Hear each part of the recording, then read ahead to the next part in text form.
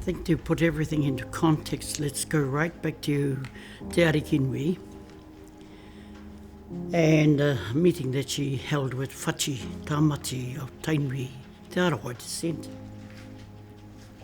With him was quite a few kaumātua, and the purpose of that meeting being held in Mahinarangi is to consider the safety of the kingitanga. Is that those men were of the perception that as they were able to gauge through their lining and their generations the changing evolution of the attitude of people. And so the principal kaupapa was to bring together as many Tainui marae and an invitee to the motu marae to come on board this kaupapa. The kaupapa that was being presented to Te Arikinui at the time was the safety, her safety, and the safety of the kingitanga. I don't believe there's enough that's said about that. That people hear about Ngaa Marae Toopuu, but where and how was it born off? And that's how it was born. He was the one that had the vision, and he shared it with Te Arikinui Te Atairangikaahu. And it appealed to her. Tā te whati me whakaopeope ngā kaumātua o ia marae, e hake i te mea ko waikato tēnei e kōrero tia nei, engari ko ngā marae e whakapono ana ki te kingitanga. Ko waikato, ko maniapoto, ko raukawa, ko hauraki, ka mātua i tēnā. When Te Arikinui considered the urgency and the importance of establishing a backbone for the kingitanga, is that she realised and she knew that there had to be a consultation with the people. So she put together a consultation group. And their job for the best part of a year and just about 18 months was to traverse the whole of the Waikato, Maniapoto, Hauraki region and Tāmaki, and to be able to provide an understanding to the maraes and the people of why the intent to establish a safeguard for the kingitanga was pivotal. And she had a great belief in it, obviously, and she called the people together after she had sent out Pumi and his ropu to feel the people with that kaupapa. What did they think, eh? The intent was simple, to protect the kingitanga. It was very simple. And to protect the head of the kingitanga. Ka pupua ki te hia i roto i Te Arikinui, ki te whakahui ana kaumātua. Ka mutu, ki te kōrero, he pēwhea te tiaki i te āhuatanga o te tikanga. He pēwhea te whakakorowa i aia ki ngā mauri me ngā mana o nehera, o tira tuku iho i roto i te kingitanga. The purpose of Ngaa Marae Toopuu, in my view, is twofold. First of all, to support the head of the movement of kingitanga, and secondly, the movement of kingitanga.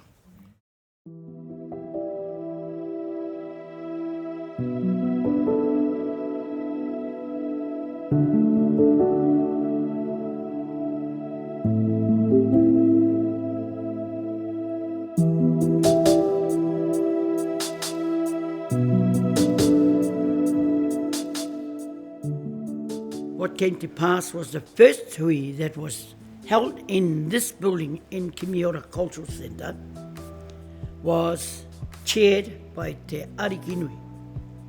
She was the one that put the kaupapa to the people, and each marae was asked to send 2 reps to the first inaugural hui. So when we look at these maraes coming in here, packed to capacity, all over here, this was the only kai area, and it provided for 200 people to be here at every time. At its climax is that I believe there was 126 marae. Ka haria mai e te wauma ki te hui tuatahi i ngā rua wahia nei, i roto i te kimi ora o te rawa. Naka, haere mai au i te taha ki te whakarongo ki ngā kōreo, whakatau ana. I te rawa, e karanga tiana ngā marae katoa o Tainui, ki te whakatōpū i a rātou, hei tautuko i te Kiingi tanga. Kua tīmata te uru mai o te whakaaro Pākehā, kua tīmata mātou ki te wehuhe. Kua tīmata te kōrero a Ngāti Raukawa, mō Rāti Raukawa, kua tīmata a Waikato, ki te tiro ki te awa Waikato, mātou i roto o te hau auru, kua te tiro mātou ki te moana, kua wehewehe ngia ngā taonga i waihotia mai o tātou muta. Tūpuna mātou, koira i whakatōpū ngiai, mātou o Tainui, e tō mātou Arikinui. Koira te tīmata mai mahara tiana ea. Oh, there was an inaugural meeting of the whea, and that kaumātua at that time met, and the principal background to that meeting was how did we support Te Arikinui at the time. And those minutes were recorded from that time on. Eh? Where shall the kingitanga stand? The kingitanga shall stand on the people. Where shall the people stand? The people shall stand on their marae. And that's how you give the relevance of the kōrero to supporting Te Arikinui at that time, and also the movement that she was the head of. And I think it's important that people understand the two dimensions in that kōrero. And there's one to support Te Arikinui, or whoever the head of the movement today and tomorrow, and there's another relevance around the movement itself. What does the movement made up of? And how do we as kaitiaki give relevance and give ihi and wehi to that movement? And Ngaa Marae Toopuu, in my view, was a catalyst for that to happen. Those are the key factors that Ngaa Marae Toopuu was looking at. How could they provide support for Te Arikinui? Because she was becoming an ambassador, not only of New Zealand, but to the world. And she needed to be taken care of. So Ngaa Marae Toopuu was the backbone.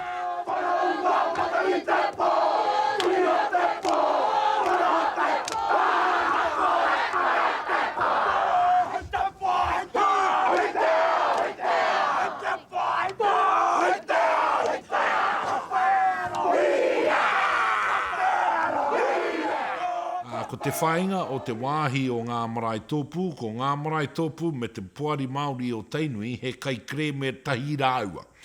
He kai kreme tahi rāua i te kreme o Wai30.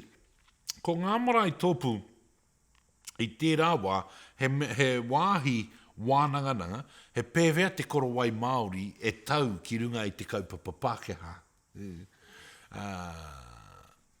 Ko te puari Māori o Tainui i kōrero i ngā wetewetitanga, i ngā whakaniko-niko me ki o te kreme. Engari, ko Ngaa Marae Toopuu he mea tōpū i ngā whakaaro Māori, he pēwhea te taha o te wairua me te tikanga, au ātu ko te taha o te tōranga pū. Engari, e moea ki a kotahi, i roto i te kreme.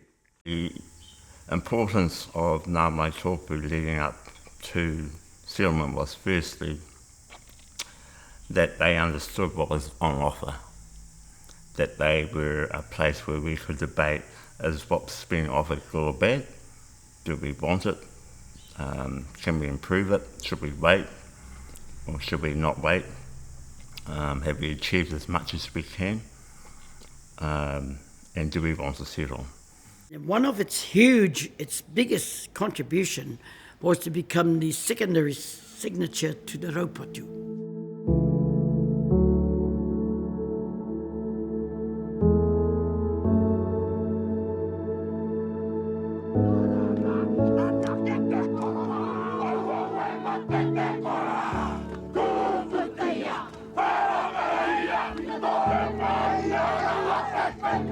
Hey,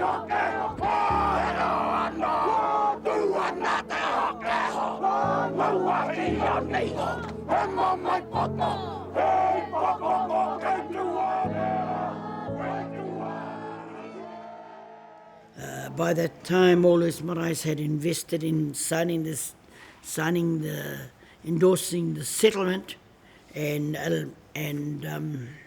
mandating Te Arikinui to sign that settlement on behalf of the maraes and 33 hapu.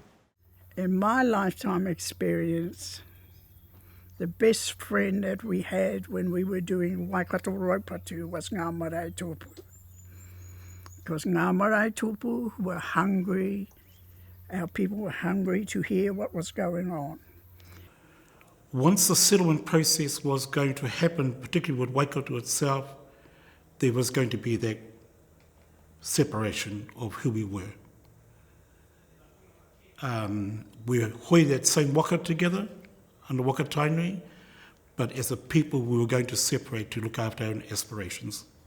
And we did that, and we did that for ourselves. And we knew when we closed the Tainui Māori Trust Board down and succeeded by Te Kauhanganui at that time, Te Kauhanganui, that would be the departing mark for all of us. And the evidence points there today where Maniaputo's gone and doing their own thing, Hauraki's gone and done their own thing, so is Raikawa. Yeah. But we come together on a common good. And the common good for all of us is the movement, Kingitanga movement. That's the common. Ka tae mai ki te rā whakatau kreme ko te waia Mauri o Hoho, te tiamana o Ngaa Marae Toopuu i te rāwā. Tūana ia ki te marae, ki te tautoko i te whakatau ngā te kreme. Even though Ngaa Marae Toopuu were a claimant, they were not a beneficiary of the settlement. The marae, some of the marae were, obviously the 68 marae within the raupatu, well, associated with the raupatu, and within Te Whakakitenga, were recognised, but Ngaa Marae Toopuu were not recognised as a beneficiary of settlement. Then, and again this is my personal view, then we established the replacement of the trust board, so it became very Waikato, and that was originally Te Kauhanganui, then later Te Whakakitenga. We established those subsidiary companies like TGH, the Lands Trust, the River Trust, again were a requirement of the settlements, of the land settlement and the river settlement, which restricted the beneficial interest only to those within the raupatu and who suffered the consequences of raupatu. So effectively cut out Hauraki, Maniapoto and Raikawa, who were part of the Ngaa Marae Toopuu collective. I roto i taku manawa, e kore e mahuetia a Ngaa Marae Toopuu ki muri. A te kotahi, moe maira, kua riro ki tua o paira. Te puari Māori o Tainui, kua moe ana karu. Kua noho mai ko tana tamaiti a te Kauhanganui, kua moe ana karu, kua noho mai ko tana mokopuna a te whakakitenga i tēnei rā. Engari ko Ngaa Marae Toopuu, kei te ora tonu. If it wasn't for Ngaa Marae Toopuu, the organisations that are doing very well now, they would not exist. And that's something they need to be reminded of. All of a sudden, money is precious, you know, and I've watched that for quite a while. Unless you change the legislation in the Lands Trust deed, cannot be part of that structure. It's not to say that should or shouldn't happen, that's just the way it is. So by law, and this is the LAW, it can't be, because we'll be breaching our charitable purposes by including a non-beneficiary group. Now that's a kōrero, and I think it's timely that we need to have that discussion, and again go back to the role that Ngaa Marae Toopuu played in getting us all those millions and getting our land back. On one level, it's recognised, and on another level, the recognition is lacking. So it is recognised as the authority or the highest authority of tikanga within the kingitanga, and you see that in the way things roll out. But then there's other ways in which its recognition is lacking, particularly how we conduct anything that becomes constitutional or business or administration. It seems to be that tikanga at that point takes an advisory role. So it can only advise the decision makers, it's not a decision maker. And at that point, the recognition is lacking, because tikanga has more to offer than just advice to Te Arataura, for example, or Te Whakakitenga, or TGH, or the Lands Trust, or the college. Why can't it be actually part of the decision-making process? It doesn't get the recognition. I think we've lost a vital part of our history. I think we're in danger of losing that part of our history, and it's not ancient history, it's recent history. Without the foundations of Ngaa Marae Toopuu coming through and why we exist, we would not be here today. And in heart of hearts, I'm so convinced with that. I think if you go back to the Tiny Report of 1983, and if you look at that report, it shows what the Tiny Māori Trust Board saw as the relevant players within the tribal structure. And you had, there's a graph showing Tiny Māori Trust Board on one side and Ngaa Marae Toopuu on the other. So there was, like, if you visualise it, there was an equality of a relationship. So what I'm saying is that the significance of Ngaa Marae Toopuu, because it wasn't incorporated, never has been, it's just a collection of, brought together by goodwill, whakapapa, common aspiration, that it was a fundamental forum set up by the Ariki for the purposes of advancing the people. So the question then becomes,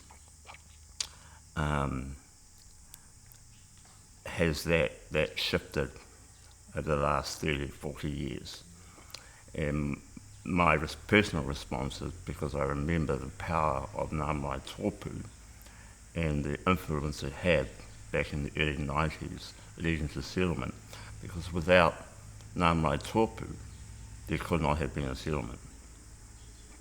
Without their agreement and their mandate, we would not be where we are today as Waikato Tainui. And I think that needs to be acknowledged. And it's not about the monetary recognition, it's about the mana of that relationship. And I think that's really partly why this kind of corridor was quite important, because you don't know what you don't know. So unless people who were there at the time understanding what happened need to tell that story so that we know what our obligations are to ourselves in terms of our own whanaungatanga. And without acknowledging the past, obviously, you can't really go forward with purpose, because the kaupapa and of Raupatu didn't end in 95, a settlement, because those consequences continue. The impact of Raupatu from 1863, the social impacts are ongoing. So even though the tribe settled, the lands trust settled, the Tainui Marae Trust Board settled, and Ngaa Marae Toopuu settled. They just settled the grievance, not the impact of it. So there's still mahi to continue with. So we just need to reconfigure ourselves into how we go about that together. Each marae will donate 70 cents per member of the marae. And I don't know what that equates to, but back in 1976, I think that would have been quite a bit of money back then. We had quite a big pūtea in Ngaa Marae Toopuu, and we gave it out to this marae and that marae as loans, and some of those loans we didn't get back. Then it started to show cracks. Some paid, some didn't. Some decided, we want to know what we're getting for our money. That's cheek. Then there were some that said, well, why can't we use the money to upgrade our maraes? And so they put into place a policy of how that money was going to be used. And the monies that was sitting in the bank, when a marae applied, it had to go through a vetting panel, and then when it was approved, the marae would be given the money and they would repay it at no interest. So we know maraes to have borrowed $100,000. I know a couple of maraes that haven't even paid the debt yet, And these are the cracks that you talk about. We start to get a bit too familiar. Oh, it's all right. We do this, we do that, so why can't we take our time paying it? Well, if that's the behaviour, then how can any other marae benefit from that pool of support system, say? With Lady Raiha, I think it was about 2000 and mid-2000, 2005, 2006, around about then. And her, she was one of the principal negotiators for the Waikato River. And again, because Ngaa Marae Toopuu was a claimant to that claim, or that settlement, she saw the need to be able to provide them with the resources to carry out their function. So I was at the hui where I think it was, again, back at Te Marae, where she put forward the proposal that funding be $30,000, just for the administrative costs and etc. And that funding came from the Waikato Raupatu Lands Trust. Yeah. So she recognised the importance of the marae and getting us over the line in terms of the agreeing to the final outcome of settlement of the river. And she wanted to ensure that the Ngaa Marae Toopuu wasn't disadvantaged financially. The funding model is unjust. It needs an increased funding in order to be able to live into its destiny and its contribution. If you look at all of the institutions of this tribe and where we started at 1995, and you track an increase in funding, the lowest increase across Waikato institutions will be Ngaa Marae Toopuu. It's just not, everyone else every year gets more, they can do more, they grow. And you can see that in the tribe. You can see ngā rawa, kua puta mai, kua taka mai I te nui o te pūtea ka tuku ki tērā wāhanga o te iwi, ki tērā wāhanga o te iwi. Ngaa Marae Toopuu hasn't had that, but still continues to grow. It has to have a reason for living. Everyone's got to have a reason for living, eh? It's called destiny, eh? Because a settlement grant is not about money going to buildings. It's about the people, the descendants of the tupuna that were made landless. And Ngaa Marae Toopuu, hey, what do they call themselves now? Te Kiingi? You fellas, you need to give some to Ngaa Marae Toopuu, that's my belief. And give them that job, that express job, the salvation of our people. That's the message from Ngā Manu o te Wairua te ao. And when you're involved in an exciting kaupapa that's drawing people in, that's growing and growing and growing, it just captures you. You get captured by the excitement of the movement. You get captured by the wairua. We had wānanga on marae, pūkōrero wānanga to help raise the standard of whai kōrero from our tāne, karanga, waiata, whakapapa. Ran wānanga all over Tainui iwi. And back in them days, Ngaa Marae Toopuu had a tiny budget of $30,000, but you just found ways to make it work.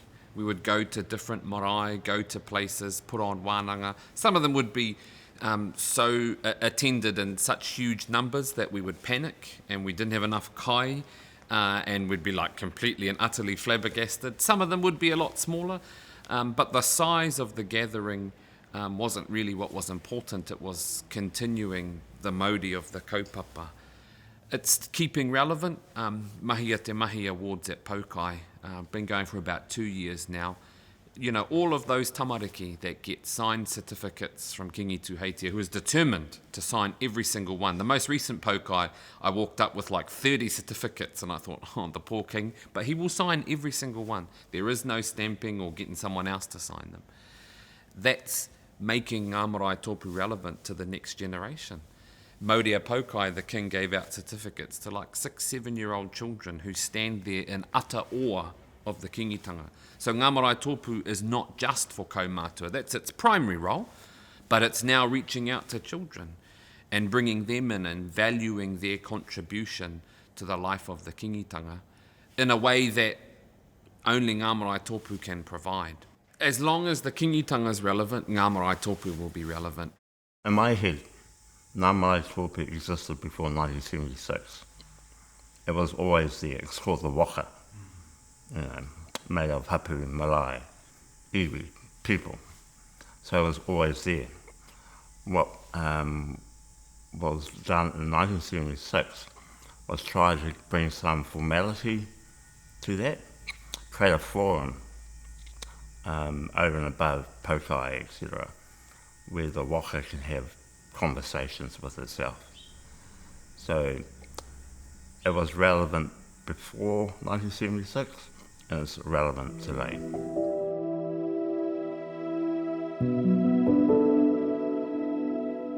Ngaa Marae Toopuu today belongs to our king. I don't think the tribe is doing, especially those up the hill, they could be doing more with regards to with the Ngaa Marae Toopuu. Because there's no money in it. I bet you once they, if we paid, not that we will, because we'll be, well, that's what we said to Brad, no one's going to get paid in this committee. You know, once you do that, you'll get everybody attending. We're doing our best, but I don't care what anybody says, as long as the king wants us, or Ngaa Marae Toopuu, we'll hang in there. Because he can rely on Ngaa Marae Toopuu. If he says anything, we're off. Anything. I mean, we must say, oh hell, what for? You know, but we'll do it. About the relevance of Ngaa Marae Toopuu and its purpose, it seemed that once that we got the Raupatu settlement, that everybody dropped tools. Everybody dropped tools and couldn't see the relevance and the reason why Ngaa Marae Toopuu should be there. Hence the decline in the numbers that actually were attending Ngaa Marae Toopuu. And sometimes I think at some meeting we found 5 marae only attended because they couldn't see the relevance now that the whakakitanga, or the old Te Nui back then, took over some of that role. By 98, it was the establishment of the 180 membership in Te Nui. And what they did was that when they established it, they begin to look at how they can recompense the cost of those 3 people travelling to every meeting. So they created a budget for each person, and within 3 years, Ngaa Marae Toopuu from 106 or even 126, had fizzled right down to 37. Why? It's because all those people, those maraes, left to chase the money at Te Kiingi. I think our people found it difficult to see the trees for the forests. I maintain that Ngaa Marae Toopuu, the form of Ngaa Marae Toopuu is relevant, but it has to have clear purpose. It's relevant, but it has to have clear purpose to give a definition. And you know, if you talk about kotaitanga, that's Ngaa Marae Toopuu. You know, you talk about te ao Māori, that's Ngaa Marae Toopuu. You talk about tikanga kaua te reo, that's Ngaa Marae Toopuu. That's not expected that the economic arm or the business arm of our people is going to deliver all of that. Provide the tools, yeah, provide the tools, but Ngaa Marae Toopuu is the people. Ki tāku titiro ko te ahunga whakamua o Ngaa Marae Toopuu ko te hokinga whakamuri. Ne, ko te ahu me noho Māori tonu nei tēnei whakahaere. Ne, me noho Māori tonu ake nei tēnei momo whakahaere. Me ona mā tāpono ko te ora o te iwi te matua. Me he mea ora ana te iwi, he tangata ki reira ki te mana ki te ariki. What I'd like to see for the future for Ngaa Marae Toopuu, what I'd like to see is for it to be vibrant with the same wairua and energy that I remember during the Waikato Raupatu. And I've got every faith in the world, because if the kaupapa's right, you're going to make it. You just got to, you know, be determined and have faith in yourselves. Never mind the numbers are small. That happens. When we started the land march, there was 15 of us. When we got to Wellington, there was nearly 10,000. Because we worked at it and we were determined, okay? But I think we all need to be of the same mind. In order for Ngaa Marae Toopuu to bloom, to become the vision that your grandmother had, she was given by those kaumātua and she believed in it. Because she knew that one day, Kiingi Tuheitia is going to need it. It's going to need Ngaa Marae Toopuu. The safety and protection of the head of the kingitanga, our king, and the kingitanga is still the responsibility of Ngaa Marae Toopuu. This commitment is entrenched in the minds and hearts of our kaumātua who persevere with limited resources to uphold their commitment and dedication to serve the king and the kingitanga. Te Arikinui believed in Ngaa Marae Toopuu. She believed in her kaumātua, and she knew that one day Kiingi Tuheitia will need Ngaa Marae Toopuu. As the world around us is impacted by foreign diseases such as COVID-19, and the law of this land continue to suppress our tikanga, I believe that the role of Ngaa Marae Toopuu is more important today than it ever has been. This is our narrative. This is the history of Ngaa Marae Toopuu, born from vision and spiritual guidance. Ko te kupu a tāwhiao, e mea na kia mau ki te whakapono kia au. Ka tū te kingi ki whea, ka tū te kingi ki runga i tana iwi. Ka tū te iwi ki whea, ka tū ki runga i ngō rātou marae. Matua pai mārire, tamaiti pai mārire, wairua pai mārire. Kororia ki te pāta, kōti te pāta pai mārire, kōti tāna pai mārire, kōti, hori kōti hau pai mārire.